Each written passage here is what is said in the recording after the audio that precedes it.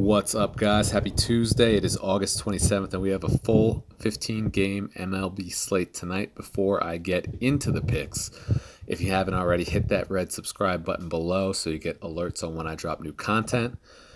If you like the content, if I help you in any way, a like on the video is always appreciated. It helps me out a lot. And follow me on Twitter and Instagram at the DFS Picks if you want the full lineups on a nightly basis. It's only $10 a week or $30 a month. Well worth it, as much as I've been cashing lately. So let's get into the pitchers tonight. We got Verlander headlining the night at 12K. A lot of 10K plus pitchers. Verlander being without a doubt the best one of them, most talented. He's at home where he pitches better. He's been consistent lately. Was that 30 plus in 7 of the last 8, and then at home 39, 32, 37, 32 DK points. So better at home in a good spot against Tampa Bay. Is a 12K though, so there are some other pitchers that I would go to save a little bit of cap space to get pay up a little more on the bat side, because I don't see right now a whole lot of value with the hitters. So as you look lower on the pitching side, you got Giolito not in a great spot against Minnesota, Corbin in a good spot against Baltimore at home. Buehler, he is on the road. Let's take a look at him. A little closer look. Yeah, obviously, Walker Buehler, great pitcher. But if you look at his road-home splits, he's a much better pitcher when he's in LA. So if you look at his last 4 road starts, against Miami, 5 points, against Washington, 8-8. Against Philly, not bad, 19-3, though you would want to get a little more since you're paying so high up for him. And then at Colorado at -1.7. So, he's a much better pitcher at home. He's on the road. However, he's in a great spot against San Diego. They put in a little bit of some of their backups. Tatis is out for the year. So they're hurting on the bat side. And it's a pitcher's park, so he is in a really good spot. I would just rather, if I'm going to pay 11K for him, I'd rather get him at home. So let's look a little bit deeper. You got Minor in a decent spot in LA, not great, but not bad. But who I'm kind of zeroing in on is Luis Castillo. So he had a little bit of trouble in St. Louis, but outside of that, 4 out of the last 5 starts is 20 plus. He's only 10K today, so he's down a little bit from where he was before the San Diego game, right in the sweet spot. And Miami is the type of team that I would like to see him go against. They struggle against righties. He's just in a really good spot. So that's kind of where I'm starting today and building around him going down. Now, as we go further down for your second pitching spot, there are a lot of different options. So Andrew Heaney in a pretty good spot going up against Texas. Priced up a little bit at 9,800. I don't love the prospect of paying more than 9K for Andrew Heaney, but he is at home. He's going up against 6 high K rate hitters. He has 7 righties projected in the lineup for Texas, and he does pitch better against righties. So I'm not zeroing in on him for cash games primarily, maybe on a GBP spot. That's just a very interesting spot for him. Going down the list, you have Darvish, not really interested in him. Soroka, good pitcher, decent matchup. As we keep going down, so the other guy that I'm kind of looking at is Michael Pineda. Don't love him as in general as a pitcher, just kind of in the mid-teens as far as what he's averaging in DK points, but in a great spot against the White Sox. He is on the road, but he's at 7,800. He's paying down for him down to 7,800. You can see what he's been previously, 8,900, 9,300, 9,300, 9,000. He's been more expensive. So saving about $1,500, $1,200 on Pineda, I do like the prospect of that.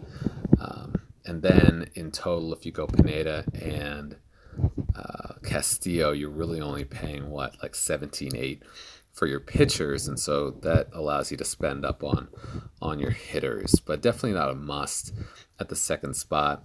We'll keep going down, and Porcello is pitching in Colorado. I don't want any piece of that. Rico Garcia, I think that's his first start as he gets bumped up. Yeah, first start this year. So you have no idea what you're getting out of him. I think I looked up his minor league stats. He had a 7 ERA in AAA in, I think, something like 8 starts. So I'm not. On the flip side, I would be looking at the Boston Bats, but we'll get into that in a little bit. Not a whole lot going down.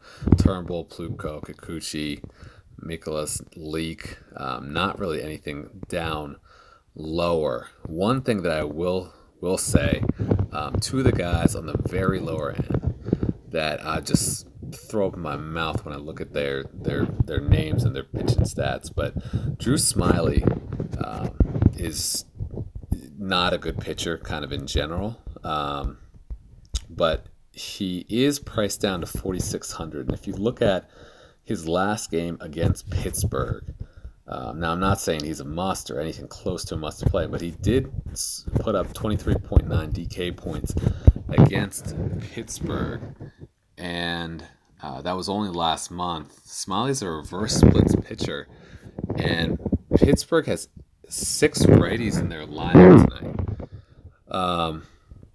And then you got the pitching spot as well, so that's really 7 that he's not terrible against. And Josh Bell is not a good hitter, not as good of a hitter as a righty. So, I mean, he's not in the worst spot. If you really want to spend down a pitcher, I would be looking at that as kind of like kind of a pump play for a GPP or something like that. So that would be an option. Mike Montgomery's the other option. I don't love him even. That really is a punt play.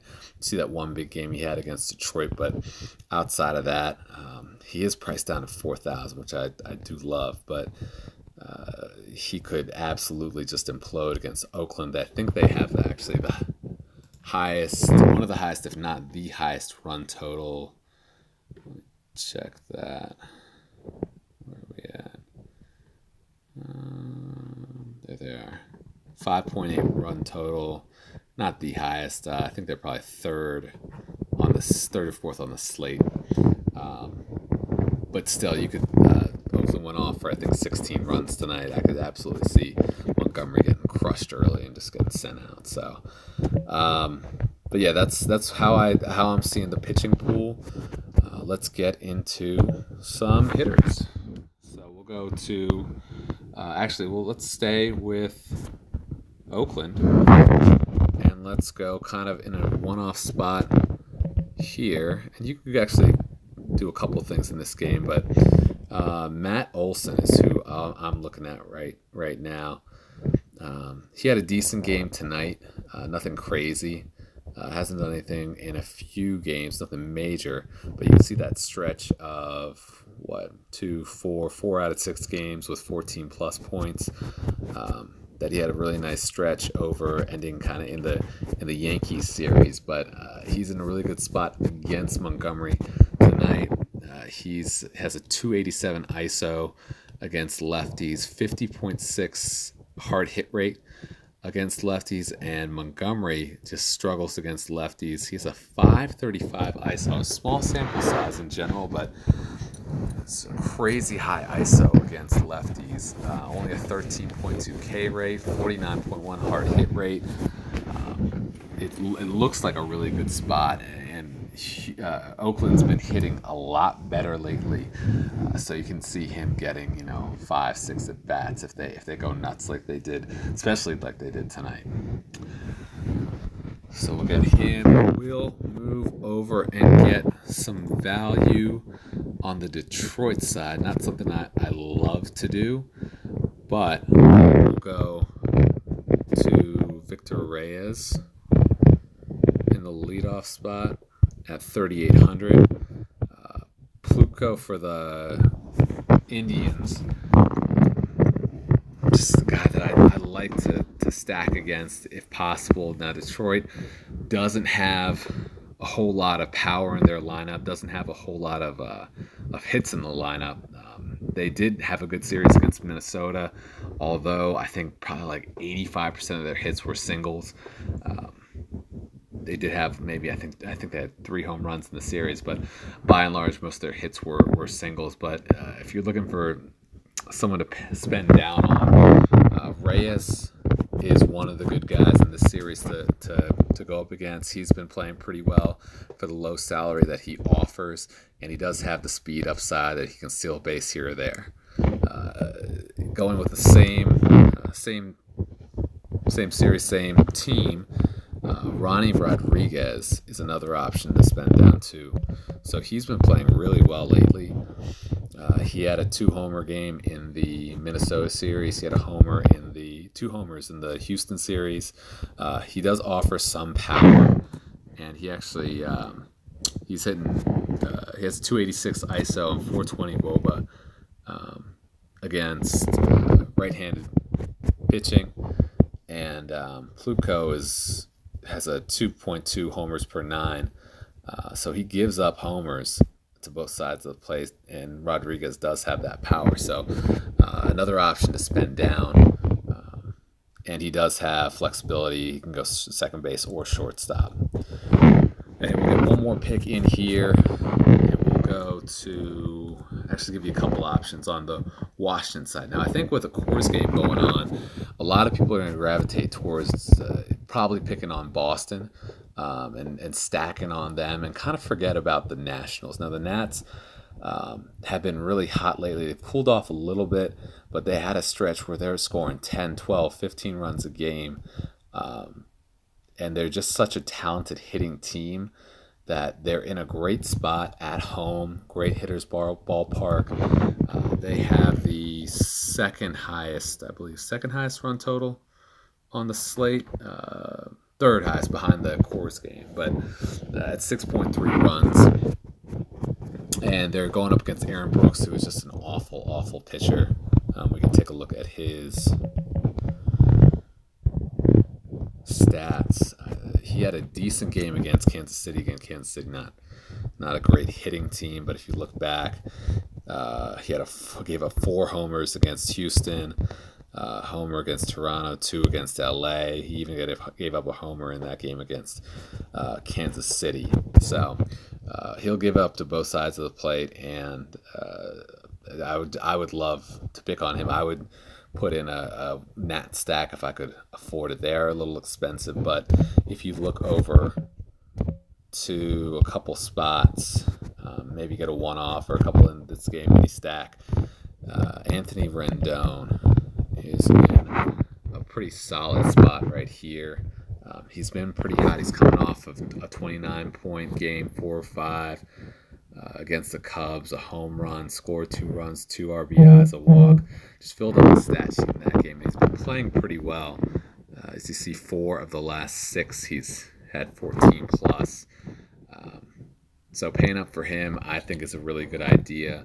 The other way to go in this game against Brooks is going to be in the outfield spot and just go to Soto. He's been playing well as well, and the Nats normally come to play against Baltimore, but you see 2 out of the last 3, 15 plus for Soto. He always has that upside of the power upside of homering. Just this is in a really good spot right now. So let's add him into the lineup. Get Reyes back in there. So with this core, you still have 44.20 per player. And if you say, let's say we'll get, let's say Pineda in there, still have 35.75 to spend on your players. So typically some value will open up tomorrow when lineups come out. But that is all I have for you guys tonight. So yeah, if you have any questions or comments, feedback, anything like that, please put it in the comments section below. I did mention that I was planning on doing a couple videos when the slates get smaller, going game by game rather than going picks. So if you like one way or the other, just shoot me a comment. Let me know which way you'd rather go.